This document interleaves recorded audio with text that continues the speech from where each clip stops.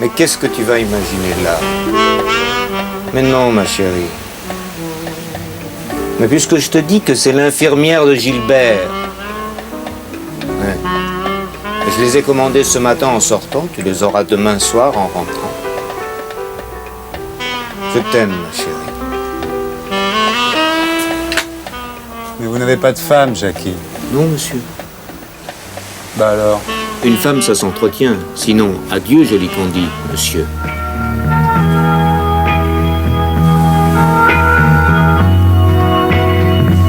Adieu, joli Candy. C'est à Orly que finissent les vacances à Paris. Adieu, joli Candy. Une voix t'appelle, c'est l'heure déjà de t'en aller. Dans cet avion qui t'emmène vers l'Angleterre.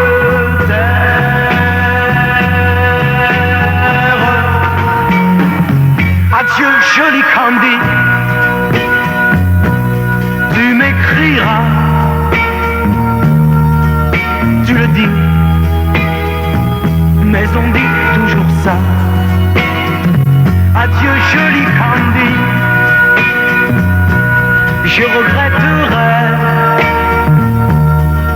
ton sourire et tes fautes de français.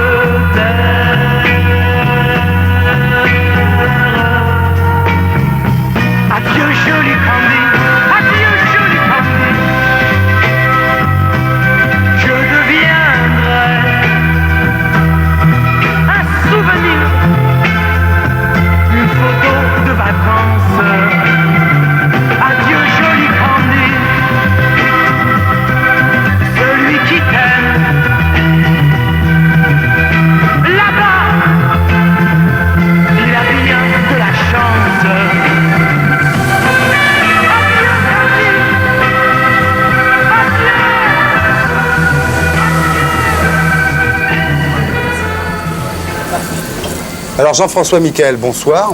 Bonsoir. Alors Adieu joli Candy, c'était en quelle année?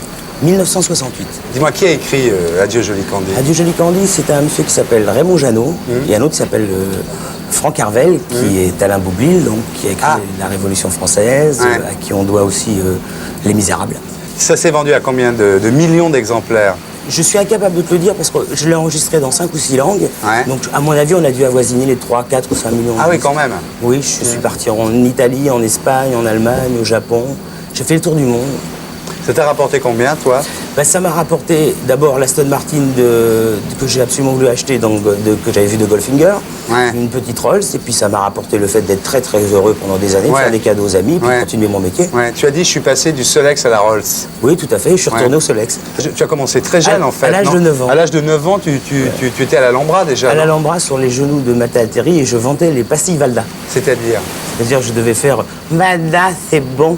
Ah bon? Oui. T'as commencé jeune? Oui, oui, et je me cachais dans l'Alhambra parce que je voulais toujours assister au concert de Zizi Jeanmer, de Claude Bolling, de Roland Petit. Et alors, à 18 ans, tu étais le chauffeur de Barbara. Donc, tu avais vraiment envie de réussir dans le show business. Là, je vais raconter. Non, j'étais chauffeur de Barbara parce que ma sœur s'en occupait à l'époque. Et alors, j'étais le chauffeur, mais le plus mauvais chauffeur. Et un jour, avec Barbara, j'ai une anecdote. On était à Orly, elle arrivait, Barbara a eu un malaise. Elle est tombée par terre. Je ne l'ai pas relevée, je n'ai pas osé.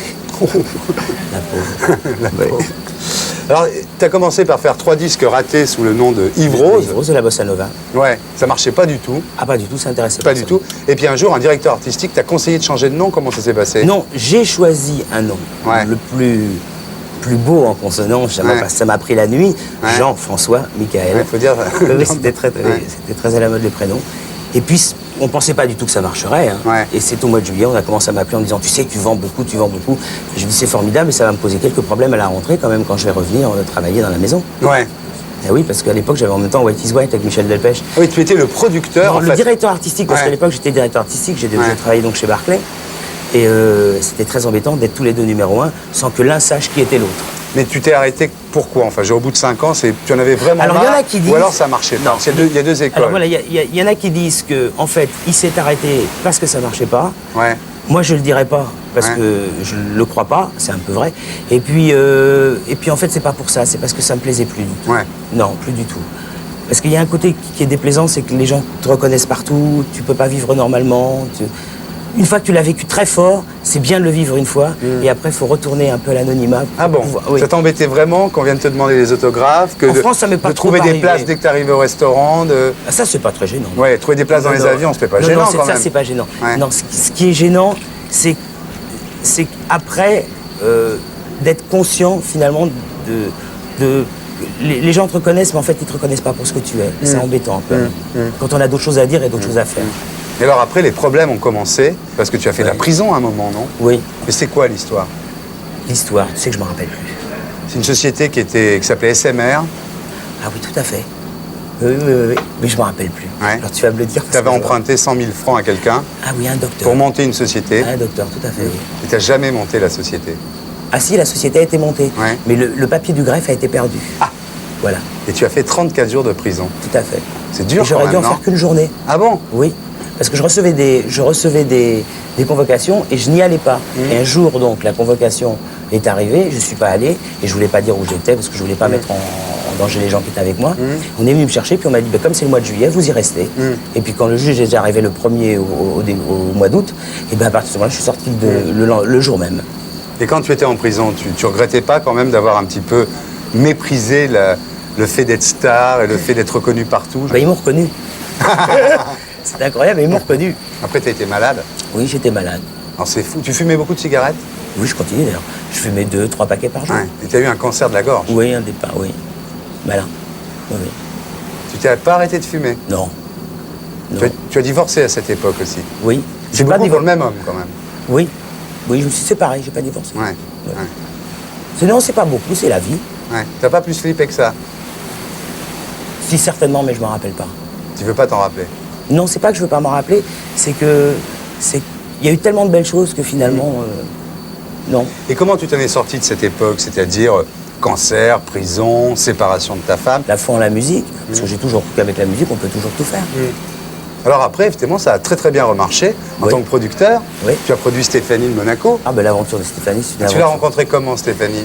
Bah, au départ, bon, j'avais une chanson qui s'appelait Ouragan. Ouais. Et puis les gens me disaient, ah, ça c'est pour Stéphanie Monaco. Je me dis, c'est ça, et pourquoi pas pour le pape, évidemment, parce que c'était impossible. Ouais. Et puis j'ai eu la chance de la rencontrer. On s'est rencontrés un jour, on a parlé tous les deux. Et je lui ai dit, bah, si tu veux, tu viens faire un essai ce soir. À l'époque, j'avais plus une thune, j'avais une Fiat 500. Et je lui ai dit, bah, écoutez, je passe vous prendre chez vous, et puis je vous emmène. Et puis bon, j'allais dans un studio qui s'appelle le studio Marcadet, qui est donc sur la porte de la Chapelle. Puis je lui ai dit, vous me suivez. Et puis j'étais tellement dans mon nuage que finalement, je suis arrivé à la bretelle de Beauvais. Ouais. Et il suivait toujours, alors que c'était Porte de la Chapelle. Crise de nerfs et tout, finalement, on est revenu en arrière. Elle s'est mise à chanter et on s'est plus quitté pendant 2 ans. Parce C'était elle que- qui chantait. Véritablement. Tu le dis là, ce soir, c'était elle. Bien sûr que c'était elle. Tout le monde a dit que c'était pas vrai. C'est-à-dire que pour Ouragan, il y a eu des choristes qui ont chanté avec elle le refrain. Elle a chanté les couplets, mais dans tout l'album, c'est elle qui a chanté. C'est une vraie chanteuse. Et comment tu expliques qu'après quelques morceaux qui ont très très bien marché, d'un seul coup, elle se soit complètement écroulée au niveau showbiz? Elle s'est pas écroulée. On s'est quitté par amour. C'est-à-dire qu'elle est tombée amoureuse de quelqu'un et qu'elle a préféré choisir sa vie, ce qu'elle cherche d'ailleurs depuis toujours. Elle a trouvé l'amour et elle a arrêté la musique. Maintenant, qu'est-ce que tu fais? Tu veux recommencer? Elle chantait. Ouais. Non, parce que tu sors un disque à la rentrée, là. Il y a Non, des chansons j'ai nouvelles sorti- et puis il y a des... J'ai refait toutes mes anciennes chansons. Parce que je me suis aperçu que, bon, ça faisait 25 ans que je cachais dans un petit coin de mon cœur le Ouais. chanteur. Ouais. Il existe quand même, le Ouais. mec qui a envie quand même peut-être un peu qu'on le reconnaisse encore Ouais. un petit peu, de Ah, revivre un tu peu veux que ça. ça recommence? Oui, ça recommence, c'est normal, parce que sinon je vais projeter tout ce que j'ai de mauvais sur les gens que je vais produire demain. Donc comme je vais être de nouveau très équilibré, À l'époque, donc quand ça a très bien marché, puis ensuite moins bien marché, comment tu as vécu ce changement de situation? Comment tu es passé de l'un à l'autre? à l'époque, bon, il y a un moment où c'est très difficile. Très difficile parce qu'on regarde autour si on nous reconnaît encore et puis finalement on s'aperçoit plus du tout. Alors on se dit finalement on n'est plus grand chose et puis c'est ça qui est très très dur à vivre. Tu as quel âge? 45 ans. Tout va bien alors. Ouais. Et pour être sûr de ne rien rater de Inarditube, abonnez-vous et mettez un pouce bleu.